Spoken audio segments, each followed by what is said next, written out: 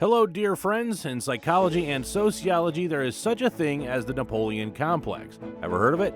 A person who suffers from such a deviation tries to compensate for some of his physical shortcomings with aggression and dominance, and sometimes even exaggerates his achievements. For example, let's say John had a small manhood, which of course made him very upset.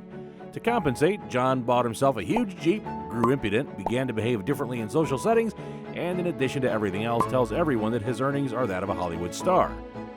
John may be an average guy in most ways, but he feels the necessity to somehow compensate for the size of his teeny weenie, even if he must distort reality. But let's go to the original source from where this expression comes from. To do that, we need to go to Western Europe at the very beginning of the 19th century and look at what Napoleon Bonaparte, or Napoleon I, was doing there. Yes, it was in honor of this brilliant conqueror-ruler that the above-described syndrome that our fictional John suffered from was named. As for the intimate size of Napoleon, we can only guess, but he certainly was a small man in stature. Napoleon was only about 5 feet 5 inches tall. We don't know who measured him, but rumors don't just appear. It is very possible that he could have had a serious complex about being a shortie. Well, perhaps one day Napoleon Bonaparte was looking in the mirror and said, "Well, I'm a short guy, but I'll still rule over Europe." Well, gotta say he didn't exaggerate. Just Google information about the French Empire under him and you will be surprised. We showed it a little bit in our video about the French Revolution. If you haven't seen that video, we highly recommend it. Well, now we'll show you the piece of the European pie Napoleon cut for himself. Are you impressed by the scale? What do you think? In addition, we'll throw in more interesting facts about Napoleon, his battles, and his reign. He was an extraordinary man with political and military genius who transformed Europe, and much in a good way. Now let's start from the very beginning. Napoleon Bonaparte, or as he was also called Napoleon Bonaparte, was born on August 15, 1769 in the town of Ajaccio in Corsica. It is located right here. Now it is a French commune town where, by the way, there is a museum house where the great emperor of France was born. Corsica has not always been French. In fact, back then, the island belonged to the Republic of Genoa. Later, Corsica declared itself independent and became the Corsican Republic, and Corsicans rudely showed the Genoese that they were not welcome. Their leader, Pascal Paoli, tried to drive the Genoese from the whole island, but that wasn't very successful. There were many conflicts, and the Genoese were concerned about more uprising. So they thought what to do with these violent ones. But they didn't think long and sold the island to France in 1768, making it a province of France the year before Napoleon was born. The Bonapartes were a respected, well-off family with a beautiful house, land, and vineyards. They were not poor, but they didn't exactly roll in the riches either. After Corsica became French, noble families had the opportunity to get rid of their kids by sending them off to study in France, so the parents could enjoy sunny beaches and drink cold Corsican wine. The kids got a royal scholarship and full provisions. Napoleon was one of these sent to study the philosophy and mindset of France. He first studied at a school for noble children in Autun, and later learned military science at a military school in Brienne. According to the gray-headed historians, it was not very sweet for him there. The boy had a pronounced Corsican accent and, of course, remained short. At first, he didn't really like noisy company and kept to himself. In general, his classmates teased the poor fellow at every turn. If these brats knew they were making fun of the future emperor, maybe they would have bitten their tongues. Napoleon continued his studies at a military school in Paris. There, he received an officer's diploma in the autumn of 1785, an officer at 16.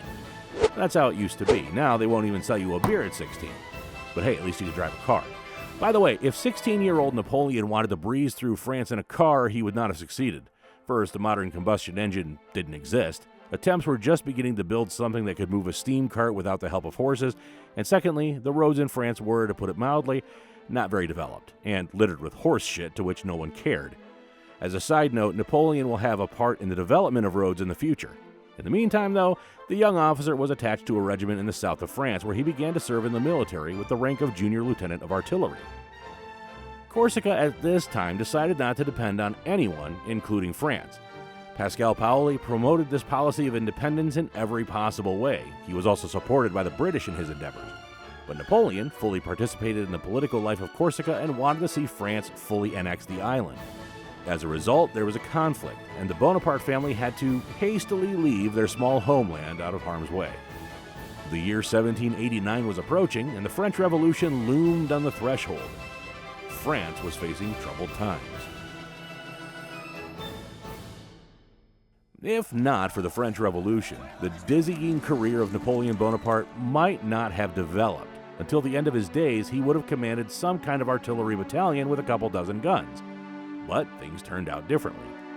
Now, we will not disclose the details of the Revolution of 1789 in detail. For this, you could watch our separate video on this bloody and insane topic. We only recount that the king was removed from power, a governing body was created, the National Convention, the country was declared the First French Republic, the nobility and the common man were given equal status, etc., as happens in any revolution. It seemed like a good idea, but chaos and heads eventually rolled. Inside the new government, of whom Maximilien Robespierre was a principal leader, the parties were also squabbling amongst themselves. One main force in the new government was the Montagnards, who later absorbed the Jacobin political club and became known to everyone as the Jacobins. The other party was the Girondins. The Jacobins were less civilized and more bloodthirsty and determined. They enlisted the powerful support of the masses. For a while, the advantage was on their side. Unfortunately for the country, because the Jacobins executed everyone who came at hand. The guillotine in Paris worked 7 days a week. It is also worth recalling that in 1793, the French king was beheaded. It was already too much, and many provinces rebelled against the current government. Do not forget also that there were supporters of the king, the royalists, who were, in principle, totally against the Revolutionary National Convention. Oh, here's another coalition, neighboring states. They understood that for their internal security, the revolution in France was not the best example to follow, and put together an anti-French coalition. So not only was France in civil chaos, but also foreign powers flooded in. In general, France clearly needed military talents, and one such talent was still in the shadows, but soon a job appeared for him. The well-fortified town of Toulon stood on the shores of the Mediterranean Sea, and many royalists had gathered there. They were angry that the dirty revolutionaries from the National Convention had executed the king. To make matters more serious, the British were constantly circling the French coasts with their fleet. They too were against the revolution and the defiance of kingship and nobility, and so the Brits decided to support Toulon, and an uprising broke out in Toulon against the Republic.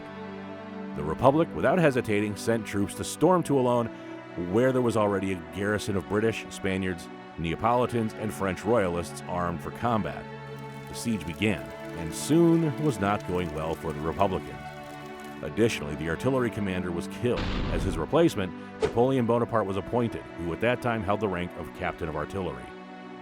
Napoleon arrived at his new position, got acquainted with the situation, and unloaded onto the general in command of the siege.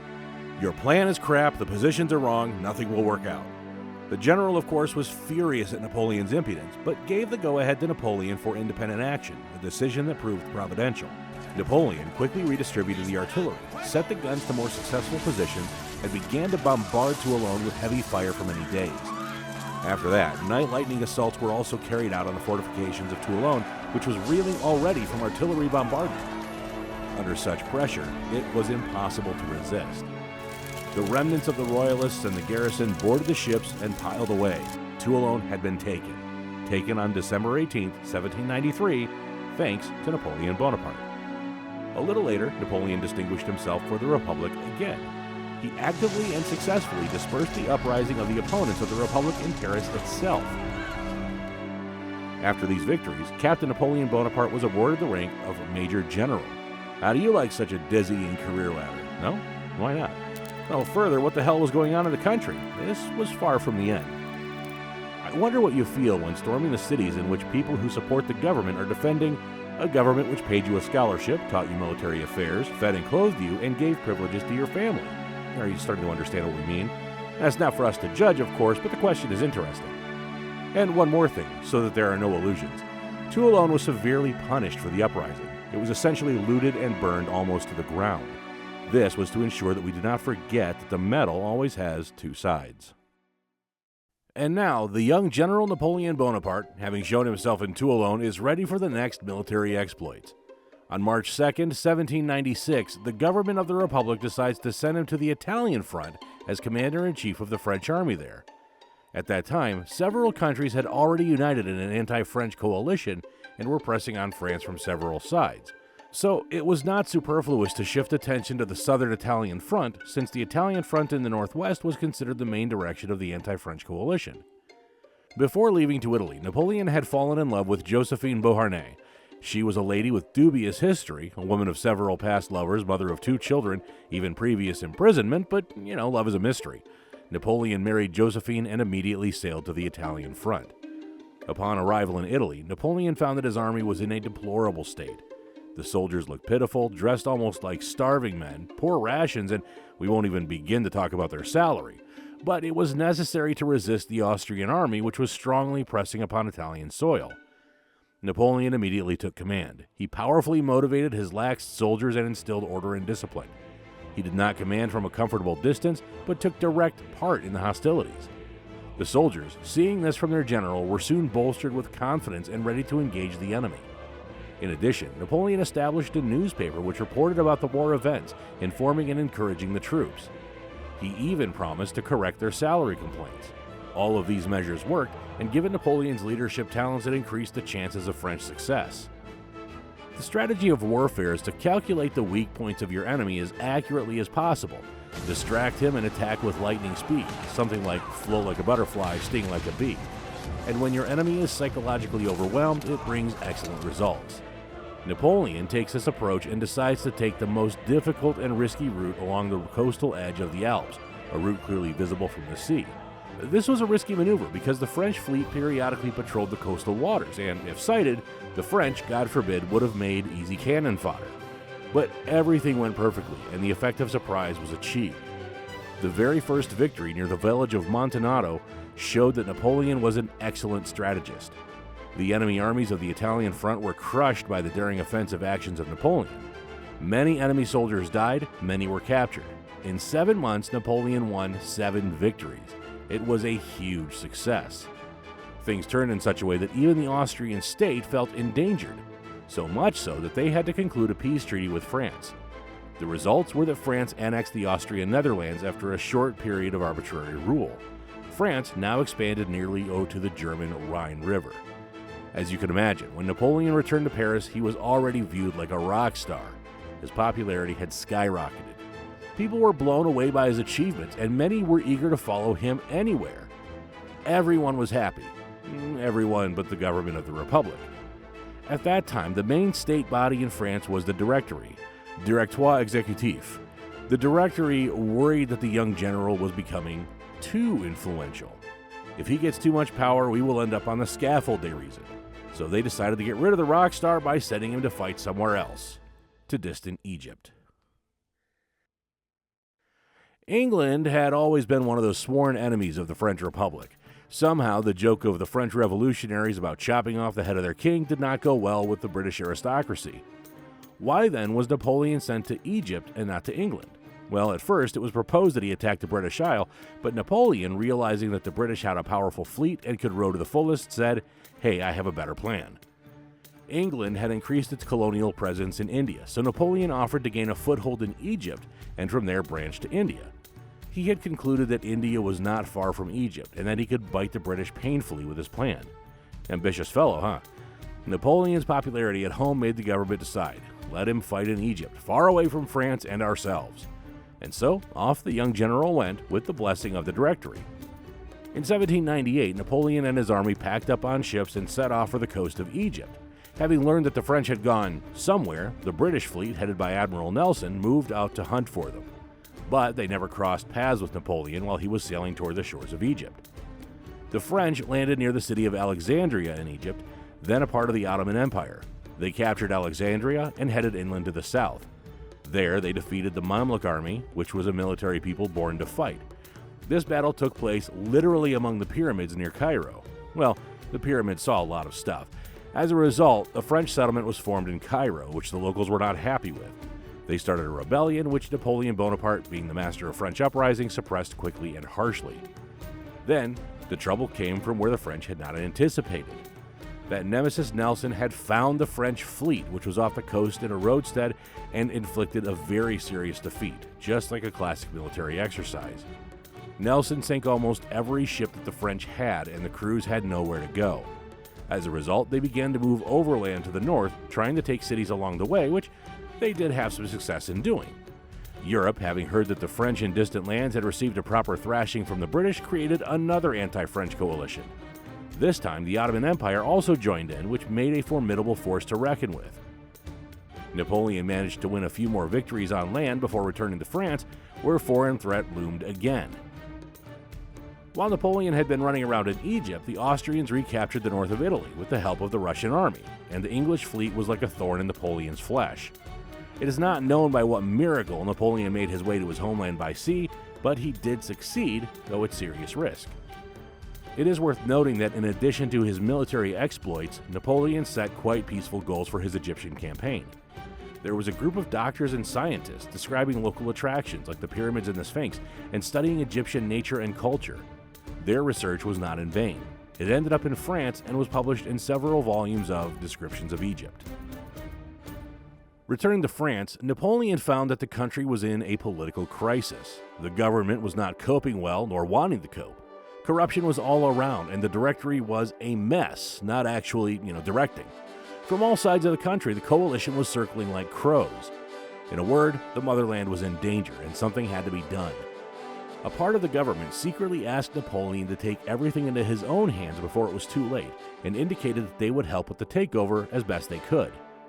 On November 9th, or Brumaire 18, 1799, as the French called the months according to their Republican calendar, with the support of some members of the Directory, a coup d'etat took place. As a result, Napoleon became first consul. A new constitution was created, and Napoleon essentially became the ruler of France. Now, not everybody was pleased with the outcome, and even among the Republicans there was some dissatisfaction. In 1800, an attempt on Napoleon's life was made, but he survived. Well, Austria and England were generally furious about Napoleon becoming a ruler of the French Republic. They could not forgive him because he had defeated them on the battlefield. But Napoleon cared little for their feelings. It was necessary to rebuff everyone now and again to show that France was great. He sent one army under the leadership of General Moreau to fight the Austrian army in Germany, as he himself headed toward Italy. Surprising the enemy worked well for Napoleon. He crossed the Great St. Bernard Mountain Pass into the Alps, which was considered insurmountable, and crushed the Austrians at the Battle of Marengo. General Moreau also did well in the north, and Austria was again defeated. As a result, all European states signed peace agreements. Even irreconcilable England went for it. In France, the eternally revolutionary situation finally calmed down and the long-awaited peace was coming. Napoleon restored order within the country and introduced reforms. He was given the title of consul for life, and just try and tell him that he didn't deserve it, although he didn't keep it for long. Bonaparte proved to everyone that he knew more than just guns and war. Let's note some important changes and innovations that he introduced. To describe all the measures, laws, and institutions introduced by Napoleon, France uses the term les masses de granit, or masses of granite. These reforms took several directions: judicial, economic, social, educational, and several others. Surprisingly, many of his reforms are still in effect to this day, since they form the basis of the modern state structure of France. First, the Council of State was created, the body responsible for proposals and the drafting of bills. The Bank of France was established. Everything was organized as it should be. The state protected the bank's depositors during periods of crisis, something like modern deposit insurance. The bank closely cooperated with the state and became an important part of it. The French prefectorial institution was set up. At that time, the prefects were responsible for public order, good government, and the policy of the central government. A concordat was reached, a document designed to strengthen the role of religion in the life of the state, because during the Revolution, religion was not looked well on. After the signing of the concordat, Catholicism was not recognized as the state religion, but nevertheless the document reflected that it was the religion of the majority of the inhabitants of France. Certain agreements were reached with the Pope of Rome that gave freedom to the church that did not interfere with the government of the country. The church itself was now under the watchful eye of the state. Special educational institutions, lyceums, were created. Boys studied in these institutions. Sorry, ladies. There was a list of compulsory subjects: mathematics, chemistry, Latin, and others. There was strict discipline in the lyceums. In fact, professional personnel for the army were forged there. A workbook was introduced. Now, a person had to transfer this document to a new employer when changing jobs. It was a pretty progressive step. The Accounts Chamber was created, a government agency that monitored all government spending. It performed the financial and auditing functions. A very important step was the creation of the Civil Code. It defined the rights and obligations of the citizens. Of course, women were not given any freedoms, which does happen. May the feminists forgive Napoleon. Now in France, a woman could become president if she wants to. Napoleon introduced another social bonus, the Order of the Legion of Honor. This is an award that military or government employees could receive for their distinguished achievements for the country. Napoleon also ordered the construction of roads. He created a special service to monitor road conditions. New technologies and methods of pavement were introduced. For example, multi-lane roads, crushed stone pavement, and dirt strip. The roads made the French army mobile and fast as the wind. Napoleon understood the importance of roads for the economy and the military. All these reforms were carried out during the period from 1799 to 1807. Even though Napoleon was a military genius, he also showed great prowess in peaceful achievements. On November 2, 1804, at Notre Dame Cathedral in Paris, Napoleon was proclaimed Emperor of France. The Pope attended the event, but Napoleon did not really care for the head of the Catholic Church. After all, the Emperor was the center of attention. During the coronation, he took the crown from the Pope and personally crowned himself and his Josephine. Can you imagine Napoleon at the peak of his career? He became an emperor at 35. Are you still living with your parents? So much for the Republic. A few magical tricks, and boom, it's the Empire. The peace was certainly good, but the French Empire haunted its neighbors, in particular England and Austria. And so the guys decided it was time to put our emperor in his place. Well, at least try. In 1805, England creates a new anti-French coalition. Now it includes Austria, Prussia, and Russia. But Napoleon believed in himself and the great French army's abilities to clobber its enemies. He moved to Vienna and won one of the most important victories in his career, the Battle of Austerlitz. There, he defeated the Austrian and Russian troops. The result, by 1807, the coalition, fearful that things would go from bad to worse, signed all sorts of peace agreements with Napoleon.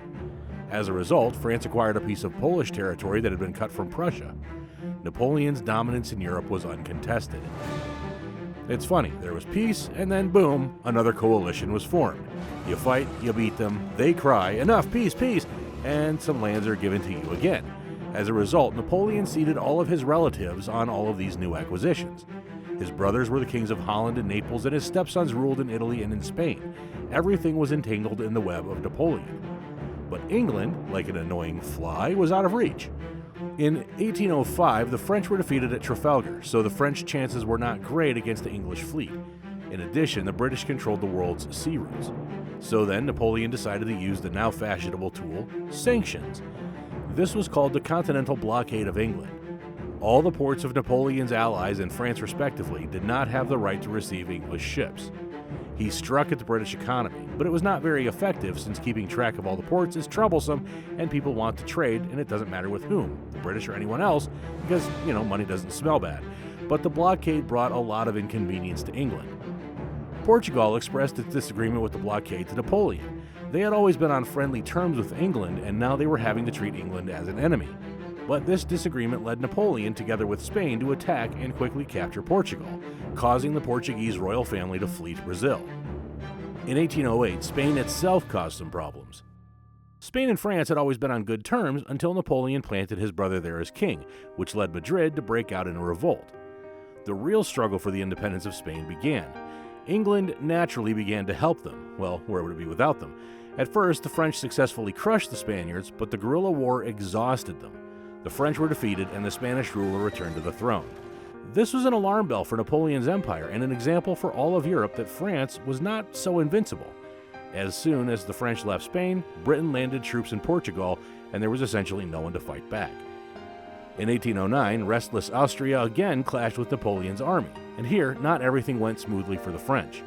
There were French defeats, but the truth is that by the time it all ended, the signing of another document took place in the style of, Monsieur Napoleon, don't beat us anymore, take these lands too. True, during the signing of the agreement, Napoleon was almost stabbed to death. There was another assassination attempt, but he was lucky again. Time passed. It was necessary to think about the future of the empire, so what to do about the heir?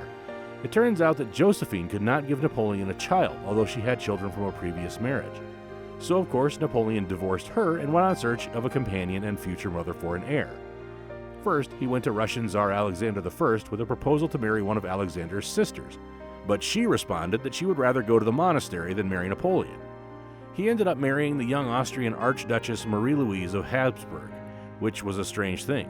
They tell you all your life what a terrible enemy we have and then marry him. Oh, these Austrians. But still, she bore him a son. They called him Napoleon. Were you expecting Richard? Peace did not last long. This time it was the Russians who longed for revenge for the Duchy of Warsaw. Although on paper they were allies with France, in reality their relationship was getting colder. And then there's this blockade of England. Napoleon was trying to impose on them. Alexander I absolutely did not agree with this. Napoleon was finally tired of this and he decided to prepare for an invasion of Russia. He gathered a huge army of more than 500,000 men. There were representatives of almost all European states, even those with whom Russia had recently been allies. And in 1812, Napoleon with his massive army crossed the Niemen River and invaded the territory of Russia. He expected that everything would be as always, a quick victory and everyone would be happy. But he made a mistake, which many have made. He decided to defeat the Russians on their territory. Russian troops, avoiding major clashes, retreated, dragging the French troops inland. The rear line of French became deeper and supply chains of provisions and supplies lengthened. The Russians retreating burned everything behind them, and the option to get food or feed for the horses on the spot disappeared for the French army. And now, almost near Moscow, not far from the village of Borodino, a major battle was about to take place. At that time, only 130,000 soldiers remained in Napoleon's army. A Russian army, similar in size under the command of Kutuzov, faced the French enemy. In this battle, by and large, nobody won.